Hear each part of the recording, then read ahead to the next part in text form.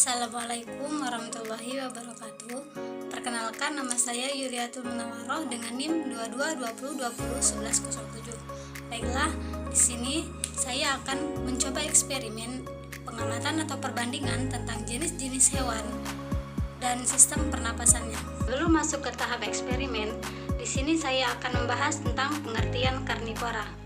Karnivora adalah hewan yang memiliki pola makan utama yang berupa daging.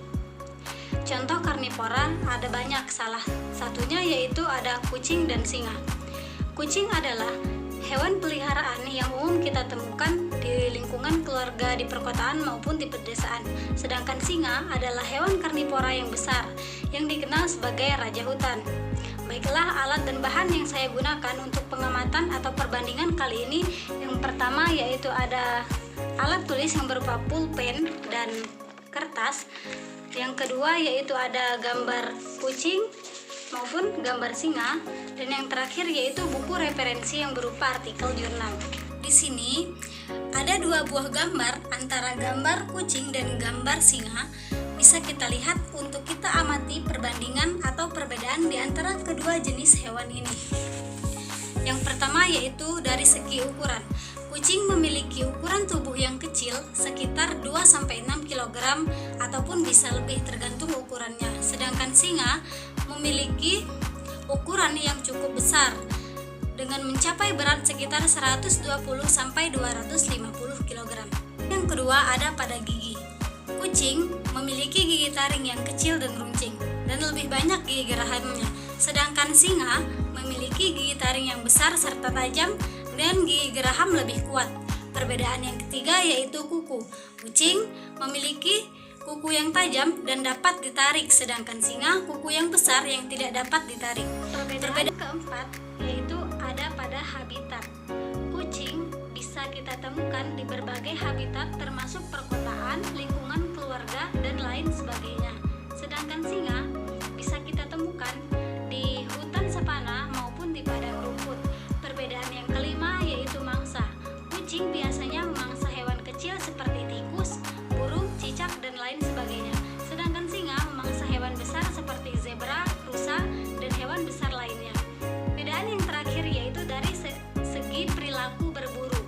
Untuk kucing berburu dengan cara sendiri atau soliter, sedangkan singa berburu dalam kelompok atau pride.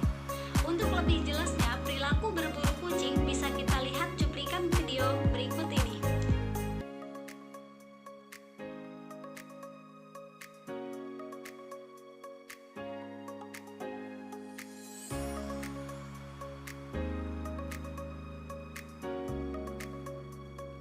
Selanjutnya adalah cuplikan video cara singa berburu mangsa. Bisa kita lihat pada cuplikan video berikut ini. Singa adalah pemburu yang berkelompok. Mereka bisa berburu bersama-sama dengan koordinasi yang apik. Dan tingkat keberhasilan mereka dalam berburu sangat tinggi loh dibandingkan dengan pemangsa lainnya yang berburu sendirian.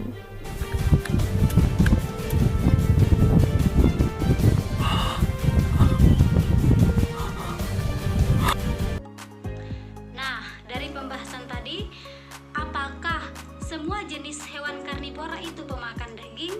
Jika iya, mengapa kucing bisa memakan makanan selain daging, seperti tempe atau tumbuhan lainnya? Jadi, setelah saya telusuri, ada beberapa pendapat yang menjelaskan mengapa hal itu terjadi. Karena kucing adalah hewan karnivora sejati, tetapi mereka terkadang menunjukkan ketertarikan untuk mencoba makanan non-hewani seperti tempe tadi.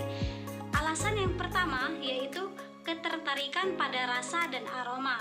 Kucing memiliki indera penciuman yang sangat tajam yang membuat mereka tertarik pada berbagai jenis makanan, termasuk makanan berprotein nabati seperti tempe. Alasan yang kedua yaitu adaptasi evolusioner. Kucing telah mengalami proses ini selama ribuan tahun yang memungkinkan mereka untuk beradaptasi dengan lingkungan hidup bersama manusia. Nah, proses inilah telah mengubah sebagian perilaku makan mereka. Yang terakhir yaitu teori omnivora fakultatif. Maksudnya, ada beberapa peneliti yang mengusulkan bahwa kucing dapat dianggap sebagai omnivora fakultatif. Maksudnya, mereka dapat beradaptasi diet makan mereka dalam batas tertentu untuk mencakup sumber makanan non-daging. Jadi, kesimpulannya, meskipun kucing termasuk dalam kategori karnivora, namun penting untuk diingat bahwa kucing dapat mentolerir makanan non-daging dalam jumlah terbatas. Baiklah, untuk eksperimen yang kedua, di sini saya akan mencoba eksperimen tentang sistem pernapasan pada ikan. Sebelumnya saya akan mencoba menjelaskan terlebih dahulu apa itu pernapasan pada ikan.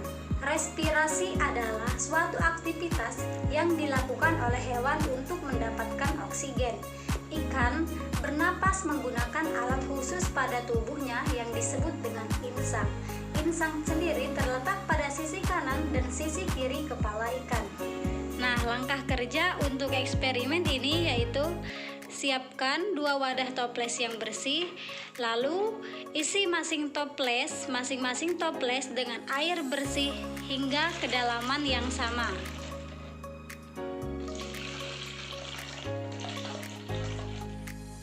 Dan masukkan 1 ekor ikan ke dalam masing-masing toples. Di sini saya menggunakan ikan koi. Lalu tambahkan garam ke salah satu toples dengan konsentrasi yang sudah ditentukan. Misalnya 1 larut sendok teh garam ke dalam air. Di sini saya menggunakan sendok makan. Nah, biarkan toples A tanpa garam sebagai kontrol. Cobaan pertama, di sini saya akan mengamati perilaku ikan selama 5 menit. Saya akan mencatat aktivitas seperti berenang dan jumlah buka tutup insang. Di sini saya untuk menghitung dengan menggunakan stopwatch dengan durasi 5 menit. Nah, setelah 5 menit, hasil yang saya dapatkan untuk eksperimen kali ini, air tawar atau toples A. Di sini ikannya terlihat tenang dan normal saat berada di air tawar. Sedangkan di toples B yang berada di air asin, ikannya terlihat sering muncul ke atas permukaan air dan terlihat gelisah karena kekurangan oksigen. Dan percobaan pertama, respirasi atau buka tutup insang, saya dapatkan sebanyak 104 buka tutup insang per menit. Nah, sedangkan di toples B yang berada di air asin, respirasi buka tutup insang yang saya dapatkan yaitu 63 per menit. Untuk percobaan kedua, di sini saya menghitung ulang dengan waktu yang sama, yaitu selama 5 menit untuk menghitung kembali jumlah buka tutup insang pada kedua toples ikan ini. Dimulai dari sekarang.